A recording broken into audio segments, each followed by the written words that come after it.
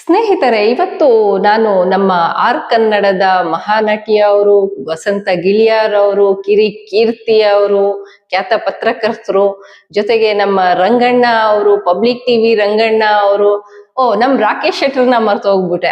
ಅದು ಯಾವ ಚಾನಲ್ ಮರ್ತೋಯ್ತು ಅವ್ರದ್ದು. ಆ ರಾಕೇಶ್ ಶೆಟ್ಟರ್ ಇರ್ಬೋದು, ಇವರೆಲ್ಲರೂ ನಾನು ಒಂದ್ ಪ್ರಶ್ನೆ ಕೇಳ್ಬೇಕು ಅಂತ ನನ್ಗನಿಸ್ತಾ ಇದೆ. ಅದೇನಪ್ಪಾ ಅಂದ್ರೆ ಪ್ರಶ್ನೆ, ಕೊಂದವರು ಯಾರು? ಯಾವ ವಿಚಾರ ಮಾತಾಡ್ತಾ ಇದ್ದೀವಿ ಅಂತ ನಿಮ್ಮೆಲ್ರಿಗೂ ಗೊತ್ತಿದೆ. ಕೊಂದವರು ಯಾರು ಅಂತ ಹೇಳಿ ಒಂದು ಸಂಘಟನೆನೇ ಮಾಡ್ಕೊಂಡಿದ್ದಾರೆ ಮಹಿಳೆಯರು ಒಂದು ಸಂಘಟನೆಯನ್ನ ಮಾಡ್ಕೊಂಡು ಬರುವ ತಿಂಗಳು 16ನೇ ತಾರೀಕು ಅಂದ್ರೆ ಡಿಸೆಂಬರ್ 16th ಒಂದು ಮೌನ ಪ್ರತಿಭಟನೆಯನ್ನ ಮಾಡ್ತಾ ಇದ್ದಾರೆ. ಬಹಳ ನಮ್ಮ ದಕ್ಷಿಣ ಕನ್ನಡ ಜಿಲ್ಲೆಯಲ್ಲಿ ಮೌನ ಪ್ರತಿಭಟನೆಯನ್ನ ಮಾಡ್ತಾ ಇದ್ದಾರೆ ಧರ್ಮಸ್ಥಳದಲ್ಲಿ ಅಂತ ಹೇಳಿ ಕೇಳಿ ನನಗೆ ಬಹಳ ಆಶ್ಚರ್ಯ ಆಗೋಗ್ಬಿಡ್ತು. ನನಗೂ ಕಾಲ್ ಬಂತು, ಈ ರೀತಿಯಾಗಿ ಒಂದು ಮೌನ ಪ್ರತಿಭಟನೆ ಮಾಡ್ತಾ ಇದೀವಿ ನಾವು ಮೇಡಮ್ ಅಂತ ಹೇಳಿದ್ರು. ಹೌದಾ, ಅದ್ಯಾಕೆ ಮೌನ ಪ್ರತಿಭಟನೆ ಅಂತ ಕೇಳಿದೆ. ಆಮೇಲೆ ಅವರು ಏನ್ ಹೇಳ್ಬೇಕು ಅಂತ ಗೊತ್ತಾಗ್ಲಿಲ್ಲ ಅವ್ರಿಗೆ. ಅವ್ರು ಹೇಳಿದ್ರು, ಹೌದು, ಕೊಂದವ್ರು ಯಾರು ಅಂತ ನಮ್ಗೆ ಗೊತ್ತಾಗ್ಬೇಕು, ಎಷ್ಟು ಅಂತ ಮಾತಾಡೋದು ಅಂತ ಅವ್ರು ಹೇಳಿದ್ರು. ನಾನೊಂದು ಅರ್ಥ ಮಾಡ್ಕೊಂಡೆ, ಹೆಣ್ಮಕ್ಳು ಬಹಳ ಹುಷಾರಿದಾರ್ ಕಣ್ರಿ. ಮೌನ ಪ್ರತಿಭಟನೆ ಮಾಡ್ತಾ ಇದ್ದಾರೆ. ವಸಂತ ಗಿಳಿಯಾರ್ ಅವ್ರೆ, ಕೀರ್ತಿ ಅವ್ರೆ, ಯಾರೆಲ್ಲ ಇದೀರಿ ಇದ್ರ ಬಗ್ಗೆ ಸ್ವಲ್ಪ ಗಮನ ಹರಿಸಿ. ಯಾಕೆ ಮೌನ ಪ್ರತಿಭಟನೆ ಮಾಡ್ತಾ ಇದ್ದಾರೆ ಗೊತ್ತಾಯ್ತಾ ನಿಮ್ಗೆ? ನಿಮ್ ಕಾಟ ತಡಿಯಕ್ಕಾಗ್ದೆ ಕಣ್ರಿ. ನೀವ್ ಏನ್ ಮಾತಾಡಿದ್ರು ಇದು ಷಡ್ಯಂತ್ರ. ಅದ್ರಲ್ಲೂ ನಮ್ಮ ಆರ್ ಕನ್ನಡದ ಮಹಾನಟಿಯವರಂತೂ ಇದು ದೊಡ್ಡ ಷಡ್ಯಂತ್ರ ಅಂತ ಹೇಳಿ ನಿಮ್ನೆಲ್ಲ ಕರ್ಕೊಂಡ್ಬಂದು ದೊಡ್ಡ ಕಾರ್ಯಕ್ರಮನೇ ಮಾಡ್ಬಿಡ್ತಾರೆ. ಈಗ ಮಾಡ್ಬೇಕು ನೀವು ಕಾರ್ಯಕ್ರಮಗಳನ್ನ. ಆರ್ ಕನ್ನಡದಲ್ಲಿ ಏನಿದು ಕೊಂದವರು ಯಾರು ಅಂತ ಹೇಳಿ ಬರೀ ಒಂದು ಪ್ಲೇ ಕಾರ್ಡು, ಒಂದು ಬ್ಯಾನರ್ ಇಟ್ಕೊಂಡು ಹೋಗ್ತಾ ಇದಾರಲ್ಲ ಈ ಹೆಣ್ಮಕ್ಳು ಅಂತ ಹೇಳಿ ನಮ್ಮ ಆರ್ ಕನ್ನಡದ ಮಹಾನಟಿಯವರು ಈಗ ಕೇಳ್ಬೇಕು ಏನು ಇದರ ಉದ್ದೇಶ ಅಂತ. ನನ್ಗೆ ಅರ್ಥ ಆಗಿದ್ದೇನಪ್ಪಾ ಅಂದ್ರೆ, ಹೋರಾಟಗಾರರು ಏನು ಮಾಡಿದ್ರು ಅವ್ರ ಮೇಲೆ ಒಂದೊಂದು ಕೇಸ್ ಹಾಕ್ತೀರ. ಷಡ್ಯಂತ್ರದ ಭಾಗ, ನಿಮಗೆ ದುರುದ್ದೇಶ ಇದೆ. ಸೌಜನ್ಯ ಸತ್ತು ಪವಿತ್ರವಾಗಿ ಸ್ವರ್ಗ ಸೇರಿರುವಾಗ ಅಂದ್ರೆ ಆಕೆ ಮೇಲೆ ಅತ್ಯಾಚಾರ ಆಗಿಲ್ಲ ಅನ್ನೋ ಒಂದು ಕಾರಣವನ್ನ ಇವರ ಒಂದು ಸ್ಪೆಷಲ್ ಡಾಕ್ಟರ್ ಯಾರೋ ಒಬ್ರು ಹೇಳ್ತಾರೆ. ಅವರು ಡಾಕ್ಟರ್ ಮಹಾಬಲ ಶೆಟ್ಟಿ ಅವ್ರು ಹೇಳಿದ್ರಂತೆ, ಆ ಹೆಣ್ಮಗಳ ಮೇಲೆ ಅತ್ಯಾಚಾರ ಆಗಿಲ್ಲ ಅಂದ ತಕ್ಷಣ ಆಕೆ ಪವಿತ್ರವಾಗಿ ಸತ್ತು ಸ್ವರ್ಗ ಸೇರಿದಾಳೆ ಅಂತ. ಸೊ ಅದು ನನಗ್ ಗೊತ್ತಿಲ್ಲ ಅದು ಹೇಗೆ ಅಂತ. ಆ ಕಾನ್ಸೆಪ್ಟ್ ಅನ್ನ ಅವರೇ ಅರ್ಥ ಮಾಡ್ಕೊಂಡು ಅವ್ರು ಹೇಳಿರೋ ಅಂತದ್ದು, ಅದನ್ನ ನಂಬೋದು ಬಿಡೋದು ನಿಮ್ಗಳಿಗೆ ಬಿಟ್ಟಿದ್ದು. ನನಗ್ ಗೊತ್ತಿಲ್ಲ, ಅವ್ರು ಹೇಳಿರೋದಷ್ಟೇ ಅಪ್ಪ. ಸೊ ಈ ಎಲ್ಲಾ ವಿಚಾರಗಳನ್ನ ಈ ಕೊಂದವರು ಯಾರು ಸಂಘಟನೆಯ ಹೆಣ್ಮಕ್ಳು ಏನು ಹೋರಾಟಕ್ಕೆ ಇಳಿದಿದ್ದಾರೆ, ಇವರು ಅದಕ್ಕೆ ಮಾತೇ ಆಡಲ್ಲ. ಯಾಕೆ ನಿಮ್ಮ ಹತ್ರ ಸುಮ್ನೆ ಗಲಾಟೆ? ನಮ್ಗೆ ಇಷ್ಟೇ ಬೇಕಾಗಿರೋದು ಒಂದೇ ಲೈನ್, ಕ್ರಿಸ್ಪ್ ಆಗಿ ಹೇಳ್ಬಿಟ್ಟಿದ್ದಾರೆ, ಕೊಂದವರು ಯಾರು. ಯಾಕಂದ್ರೆ ಅಲ್ಲಿ ಹೆಣ್ಮಗಳು ಇಲ್ಲ ಇವತ್ತು. ಆ ಹೆಣ್ಮಗಳ ಮೇಲೆ ಯಾಕೆ ಕೊಂದ್ರು, ಯಾರು ಕೊಂದ್ರು, ಅದ್ರ ಹಿಂದಿನ ಉದ್ದೇಶ ಏನು ಅನ್ನೋದನ್ನ ನೀವೇ ಹುಡುಕಿ ನೀವೇ ಹೇಳಿ. ನಾವಂತೂ ಏನು ಹೇಳಲ್ಲ. ನಮ್ಮದು ಮೌನ ಪ್ರತಿಭಟನೆ. ಡಿಸೆಂಬರ್ 16ನೇ ತಾರೀಕು ನಮ್ಮದು ಮೌನ ಪ್ರತಿಭಟನೆ. ನಮ್ಗೆ ನಮ್ಮ ಹೆಣ್ಮಕ್ಳು ಕಾಣೆಯಾಗಿದ್ದಾರೆ, ನಮ್ಮ ಹೆಣ್ಮಗಳು ಸತ್ತು ಸ್ವರ್ಗ ಸೇರಿದ್ದಾರೆ ಅಂತ ಹೇಳಿ ಅವ್ರು ಯಾರೋ ಹೇಳ್ತಾ ಇದ್ದಾರೆ. ನೀವು ಕೂಡ ಯಾರೆಲ್ಲ ಇದ್ದೀರಿ ಷಡ್ಯಂತ್ರ ಅಂತ ಹೇಳುವವರು, ನೀವು ಆಗ್ಬೋದು. ನೀವು ಹೆಚ್ಚು ಕಾರ್ಯಕ್ರಮಗಳನ್ನ ಮಾಡಿ. ಲೆಫ್ಟಿಸ್ಟ್ ಅಂತ ಅನ್ಕೋಬೇಡಿ.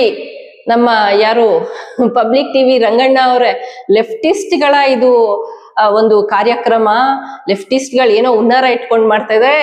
ನಥಿಂಗ್. ಲೆಫ್ಟು ರೈಟು ಸೆಂಟ್ರು ಎಂತದ್ದು ಇಲ್ಲ. ಒಂದು ಹೆಣ್ಮಗಳಿಗೆ ಅನ್ಯಾಯ ಆಗಿದೆ, ಆಕೆ ಇವತ್ತು ಭೂಮಿ ಮೇಲಿಲ್ಲ, ಸತ್ತಿದಾಳೆ. ಅದು ಕ್ರೂರವಾಗಿ ಕೊಂದಾಕಿದಾರೋ ಅಥವಾ ಹೀನಿಯಸ್ ಆಗಿ ಕೊಂದಾಕಿದಾರೋ ಅಥವಾ ನಾರ್ಮಲ್ ಆಗಿ ಕೊಂದಾಕಿದಾರೋ ನಮಗ್ ಗೊತ್ತಿಲ್ಲ. ಇಲ್ಲ ಪವಿತ್ರವಾಗಿ ಸತ್ತಿದಾರೋ ನಮಗ್ ಗೊತ್ತಿಲ್ಲ. ಕೊಂದಿರೋದಂತೂ ಸತ್ಯ. ಇವತ್ತು ತಾಯಿಗೆ ಮಗಳಿಲ್ದೇ ಇರೋದಂತೂ ಸತ್ಯ. ಕಾಣೆ ಆಗಿರೋದೊಂದಷ್ಟು ಹೆಣ್ಮಕ್ಳಂತೂ ಸತ್ಯ. ಅದನ್ನ ನಮ್ಮ ಮಹಿಳಾ ಆಯೋಗದ ನಾಗಲಕ್ಷ್ಮಿ ಚೌಧರಿ ಅವರು ಪತ್ರ ಬರೆದು ತಿಳಿಸಿದರೆ 20 ವರ್ಷದಿಂದ ಈ ರೀತಿಯಾದ ಘಟನೆಗಳು ನಡೆದಿವೆ ಅಂತ ಹೇಳ್ಕೊಂಡು. ಸೊ ನಮ್ಮ ಹೆಣ್ಮಕ್ಳು ಕೊಂದವರು ಯಾರು ಅನ್ನುವ ಒಂದು ಬ್ಯಾನರ್ ಅಡಿಯಲ್ಲಿ ಪ್ರತಿಭಟನೆಯನ್ನ ಮಾಡ್ತಾ ಇದ್ದಾರೆ. ತುಂಬಾ ಕಷ್ಟದಲ್ಲಿ ಒಂದು ಪರ್ಮಿಷನ್ ಅನ್ನು ಕೂಡ ತಗೊಂಡಿದ್ದಾರೆ.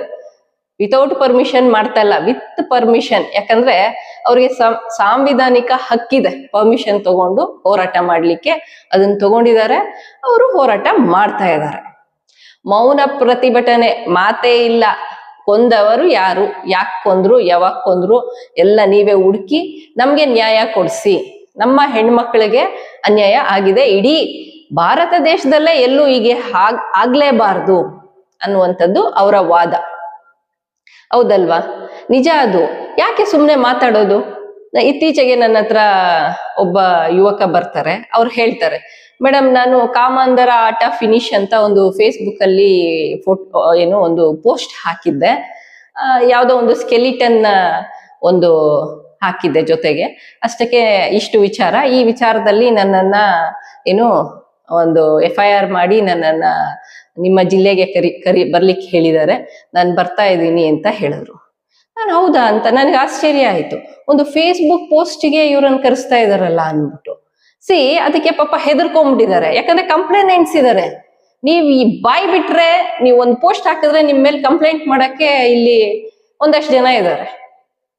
ಯಾರು ಅವರ ಪರವಾಗಿರುವಂತವ್ರು, ಹೆಣ್ಮಕ್ಳಿಗೆ ನ್ಯಾಯ ಸಿಗ್ಬಾರ್ದು ಅಂತ ಇರುವಂತವ್ರು ಒಂದಷ್ಟು ಜನ ಇದ್ದಾರೆ. ಅವ್ರು ಕಂಪ್ಲೇಂಟ್ ಮಾಡ್ತಾರೆ. ಪಾಪ ಆ ಯುವಕನ ಒಂದು ಮೊಬೈಲ್ ಅನ್ನ ಪಾಪ ಇನ್ವೆಸ್ಟಿಗೇಷನ್ಗೆ ಅವ್ರು ಡ್ಯೂಟಿ ಮಾಡ್ಬೇಕು, ಪೊಲೀಸ್ ಆಫೀಸರ್, ಅವ್ರ ಬಗ್ಗೆ ನಾವೇನ್ ಹೇಳಕ್ಕಾಗಲ್ಲ. ಅವ್ರಿಗೆ ಕಂಪ್ಲೇಂಟ್ ಬಂದಿದೆ, ಅವರು ಅಕ್ಯೂಸ್ ನ ಕರ್ಸಿದ್ರು, ಆ ಸೆಕ್ಷನ್ ಅಡಿಯಲ್ಲಿ ಮೊಬೈಲ್ ಅನ್ನ ಸೀಸ್ ಮಾಡ್ಕೊಂಡ್ರು. ಲಾಸ್ಟ್ಗೆ ಹೇಳಿದ್ರು, ಆಯ್ತಪ್ಪ 15 ದಿನ ಆದ್ಮೇಲೆ ಬಾ, ಇದನ್ನ FSL ಕಳಿಸ್ತೀವಿ ಅಂತ. 15 ದಿನ ಒಬ್ಬ ಯುವಕನಿಗೆ ಮೊಬೈಲ್ ಇಲ್ಲದೆ ಇವತ್ತಿನ ದಿನದಲ್ಲಿ ಇರಕ್ಕೆ ಸಾಧ್ಯ ಇದೆಯಾ? ಒಂದು ಗ್ಯಾಸ್ ಬುಕ್ ಮಾಡೋದ್ರಿಂದ ಹಿಡಿದು, ಒಂದು ಬ್ಯಾಂಕ್ ಅಕೌಂಟ್ ಇಂದ ಹಿಡಿದು ಪ್ರತಿಯೊಂದು ಡೀಟೇಲ್ ಅದ್ರಲ್ಲೇ ಇರತ್ತೆ. ಅನ್ನೆಸೆಸರಿ ಈಗ ಒಂದು ಮೊಬೈಲ್ ಅನ್ನ ಅವರು ತಗೊಂಡಂಗಾಯ್ತು. ಸೊ ನಮ್ಮ ಹೆಣ್ಮಕ್ಳು ವೆರಿ ಕ್ಲೆವರ್. ನಾವು ಮಾತಾಡಿದ್ರೆ ತಾನೇ ಇವ್ರು ಸೆಕ್ಷನ್ ಹಾಕೋದು, ನಾವು ಮಾತಾಡಿದ್ರೆ ತಾನೇ ಕಂಪ್ಲೇಂಟ್ ಮಾಡೋದು. ನಾವು ಮಾತೇ ಆಡಲ್ಲಪ್ಪ, ಮಾತಾಡೋದೇ ಬೇಡ, ನಾವು ಮೌನ ಪ್ರತಿಭಟನೆ ಮಾಡ್ತೀವಿ.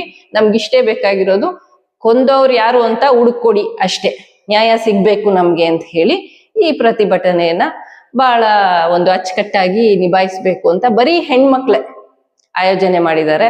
ಯಾರೆಲ್ಲ ನೀವು ಹೆಣ್ಮಕ್ಳಿದ್ದೀರಿ, ಹತ್ತಿರದಲ್ಲಿದ್ದೀರಿ, ದಕ್ಷಿಣ ಕನ್ನಡ ಜಿಲ್ಲೆಯಲ್ಲಿ ಅಥವಾ ಭಾಗವಹಿಸ್ಬೇಕು ಅಂತ ಥ್ರೂಔಟ್ ಕರ್ನಾಟಕ ಅನ್ಕೊಳ್ತಾ ಇದ್ದೀರಿ, ಈ ವಿಡಿಯೋ ಯಾರೆಲ್ಲ ನೋಡ್ತಾ ಇದ್ದೀರಿ, ನಿಮಗ್ ಸಾಧ್ಯ ಆದ್ರೆ ಹೋಗಿ ನೀವು ಭಾಗಿಯಾಗ್ಬೋದು. ಅವತ್ತಿನ ದಿನ ಡಿಸೆಂಬರ್ 16ನೇ ತಾರೀಕು. ಓಕೆ, ಈ ವಿಡಿಯೋ ನಾನು ಯಾಕೆ ಮಾಡ್ತಾ ಇದ್ದೀನಿ ಅಂತ ಕೂಡ ಹೇಳ್ಬಿಡ್ತೀನಿ. ನನಗೂ ಫೋನ್ ಕಾಲ್ ಬಂದಿತ್ತು, ಬನ್ನಿ ಭಾಗವಹಿಸಿ ಅಂತ. ನಾನು ಕೇಳುವಾಗ ನನ್ಗೆ ಇಂಟ್ರೆಸ್ಟಿಂಗ್ ಅನಿಸ್ತು. ನೋಡಿ, ಯಾವಾಗ್ಲೂ ಹೆಣ್ಮಕ್ಳ ಪರ ಧ್ವನಿ ಎತ್ತೋದು ಬಹಳ ಮುಖ್ಯ ಆಗತ್ತೆ, ಬಹಳನೇ ಮುಖ್ಯ. ಈ ರೀತಿಯಾದ ಈನಿಯಸ್ ಕ್ರೈಮ್ಸು, ಅಟ್ಯಾಕ್ಸು ಹೆಣ್ಮಕ್ಳ ಮೇಲೆ ಆಗ್ಬಾರ್ದು ಅಂತಂದ್ರೆ ಧ್ವನಿ ಎತ್ತಲೇಬೇಕಲ್ಲ. ನಮ್ಮ ಕನ್ನಡದ ಮಹಾನಟಿಯವರು ಕೂಡ ಧ್ವನಿ ಎತ್ತಾರೆ, ಆದ್ರೆ ಯಾಕೋ ಅವರು ವಿರುದ್ಧವಾಗಿ ಧ್ವನಿ ಎತ್ತಾ ಇದ್ದಾರೆ. ಏನೋ ನೋಡಿ ಮೇಡಮ್, ಈ ಸರಿ ಏನಾದ್ರು ಕೊಂದವರು ಯಾರು ಅನ್ನುವವರ ಪರವಾಗಿ ಏನಾದ್ರು ಧ್ವನಿ ಎತ್ತುತ್ತೀರೇನೋ ನೋಡಿ, ಒಂದ್ ಟ್ರೈ ಮಾಡಿ.